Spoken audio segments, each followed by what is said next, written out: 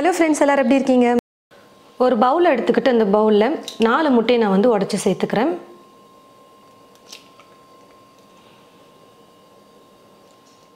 நாலு முட்டையை உடச்சி சேர்த்துக்கிட்டேன். இப்போ இது கூடவே வந்து பார்த்தீங்கன்னா கோதுமை மாவு ஒரு 3 ஸ்பூன் அளவுக்கு சேர்த்துக்க போகிறேன். ஸ்பூன் ஃபுல்லாக இந்த மாதிரி கோபுரமாக எடுத்து 3 ஸ்பூன் அளவுக்கு நான் சேர்த்துக்கிறேன்.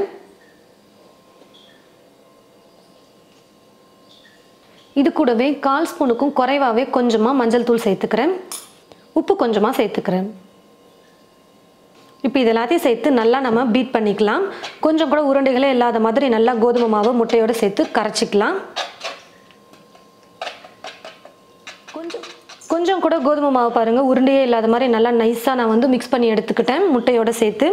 இப்போ இது கூட 2 பச்சை மிளகாவை பொடியாக நறுக்கி வச்சுருக்கேன், அதை சேர்த்துக்கிறேன். பொடியாக நறுக்கிய கொத்தமல்லி, பொடியாக நறுக்கிய கருவேப்பிலை, ஒரு வெங்காயம் எடுத்து நல்லா பொடியாக கட் பண்ணி வச்சுருக்கேன். இந்த வெங்காயத்தையும் சேர்த்துக்கிறேன். வெங்காயம் கொஞ்சம் அதிகமாக இருந்ததுன்னா சாப்பிட டேஸ்ட் நல்லாயிருக்கும், அதனால் நான் ஒரு வெங்காயம் சேர்த்துருக்கேன்.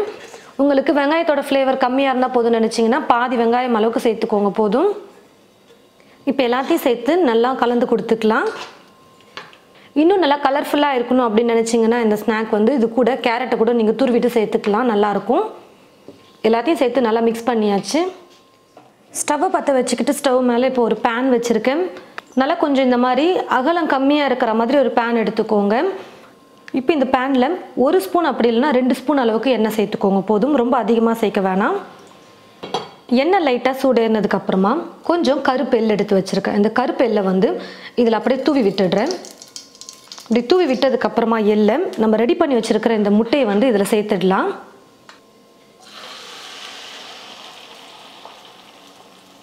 பேன் நல்லா சூடேறினதுக்கப்புறமா எண்ணெயை சேர்த்துட்டு தீயை வந்து குறைச்சிக்கோங்க, ரொம்ப வந்து தீ வைக்க வேணாம். இப்போ இதுக்கு மேலே திரும்பவும் கொஞ்சமாக எள்ளு வந்து அப்படியே மேலே தூவி விட்டுடுறேன். பார்க்குறதுக்கு நல்லா அழகாகவும் இருக்கும், சாப்பிடும்பொழுதும் நல்லாயிருக்கும், அதனால் லைட்டாக எள்ளு சேர்த்துக்கிறேன். இது வந்து ஆப்ஷனல் தான், நீங்கள் வேணான்னா ஸ்கிப் பண்ணிக்கலாம். ஸ்டவ்வை வந்து லோ ஃப்ளேமில் வச்சுட்டு நம்ம குக் பண்ணிக்கலாம், அப்போ தான் நல்லா வெந்து வரும். தீ ஃபுல்லாக வச்சுட்டு குக் பண்ணும்பொழுது அடியில் வந்து பார்த்திங்கன்னா சீக்கிரமாக கலர் வந்துடும், ஆனால் உள்ளெல்லாம் வந்து முட்டை வெந்திருக்காது. நம்ம கோதுமை மாவு வேறு சேர்த்துருக்கோம், அதனால் கொஞ்ச நேரம் வெந்தால் தான் சாப்பிட நல்லாயிருக்கும். தீயை குறைச்சி வச்சுட்டே குக் பண்ணிக்கலாம். ஒரு 3 நிமிஷம் இல்லை 4 நிமிஷம் நம்ம லோ ஃப்ளேமில் வச்சுட்டு குக் பண்ணிக்கலாம். பாருங்கள் ஃப்ரெண்ட்ஸ், ஒரு பக்கம் நல்லா வெந்து வந்துருச்சு. சைடில் லைட்டாக இப்படி ஸ்பூன் வச்சு நம்ம பார்த்தோம்னா தெரியும் கலர் ரொம்ப தீஞ்சிட போகுது. ஒரு பக்கம் நல்லா வெந்ததுக்கப்புறமா நான் இன்னொரு பக்கம் கேஸ் ஸ்டவ்வில் வந்து தோசைக்கல்லை வச்சு நான் வந்து சூடு பண்ணிக்கிட்டேன். இப்போ இந்த தோசைக்கல் மேலே லைட்டாக எண்ணெயை வந்து நான் தடவி விட்டுடுறேன். ரொம்ப அதிகம் சேர்க்க வேணாம், சும்மா எண்ணெயை வந்து நம்ம ஸ்ப்ரெட் பண்ணி விட்டோம்னா போதும். இப்போ இந்த பேனில் இருக்கிற இந்த முட்டையை வந்து அப்படியே நம்ம இதில் கவுத்தி விட்டுடலாம். இல்லைனா நீங்கள் இன்னொரு பேனில் கூட நீங்கள் அப்படியே கவுத்தி விட்டு நீங்கள் குக் பண்ணிக்கலாம். நான் வந்து தோசைக்கல்லே பண்ணிக்கிறேன். இப்போ இந்த பக்கமும் நல்லா வெந்து வரட்டும் முட்டை. ஒரு சைடு பாருங்கள் நல்லா சூப்பராக கலர் வந்திருக்கு.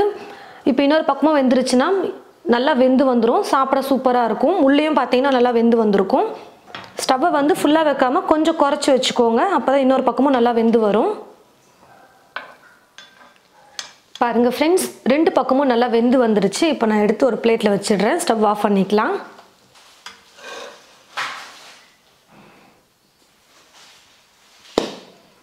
நல்லா சூப்பராக வெந்து வந்துருச்சு. பார்க்கவே எவ்வளோ நல்லா இருக்குது பாருங்கள். மேலே நம்ம எள்ளெல்லாம் வந்து ஸ்ப்ரெட் பண்ணி விட்டுருக்கிறதுனால பார்க்க நல்லா சூப்பராக இருக்குது ஸ்நாக்கு. ஒரு 4 முட்டை இருந்ததுன்னா போதும், நம்ம வீட்லேயே எல்லாருக்கும் பிடிக்கக்கூடிய வகையில் சூப்பராக முட்டையை வச்சு ஒரு டேஸ்டியான ஒரு ஸ்நாக் வந்து ரெடி பண்ணிட்டோம். இதை வந்து நம்ம ஸ்நாக்காகவும் ஈவினிங் டைமில் செஞ்சு ஆளுக்கு ஒரு பீஸ் இல்லை 2 பீஸ் சாப்பிட்டோம்னா வயிறு ஃபுல்லாகிடும். அதே மாதிரி பிரேக்ஃபாஸ்ட்டாக கூட நம்ம எடுத்துக்கலாம். மார்னிங் இதே மாதிரி பிரேக்ஃபாஸ்ட்டுக்கு செஞ்சு நம்ம ஆளுக்கு ஒரு பீஸ் சாப்பிட்டோம்னா வயிறு ஃபுல்லாகிடும். இந்த மாதிரி செஞ்சுட்டு பீஸ் போட்டு வச்சிட்டோம்னா அழகாக வீட்டில் இருக்கிற எல்லாருமே ரொம்ப விரும்பி எடுத்து சாப்பிட்டு காலி பண்ணிவிடுவாங்க. நல்லா சூப்பராக பூ போல் முட்டை வந்து நல்லா வெந்து வந்திருக்கு. பச்சை மிளகாய் எல்லாத்தையும் நல்லா பொடியாக கட் பண்ணி போட்டுக்கிட்டிங்கன்னா அப்படியே அதோடு சேர்த்து கடிச்சு சாப்பிடும்போது டேஸ்ட் வந்து சூப்பராக இருக்கும். நல்லா சுட சுட இது போல் முட்டையை வச்சு நீங்களும் உங்களுடைய வீட்டில் இந்த மாதிரி ஒரு ரெசிபி செஞ்சு பார்த்துட்டு எப்படி இருக்குன்னு மறக்காமல் கமெண்ட் பாக்ஸில் வந்து கமெண்ட் பண்ணுங்கள். இந்த வீடியோவை மற்றவங்களுக்கும் ஷேர் பண்ணுங்கள்.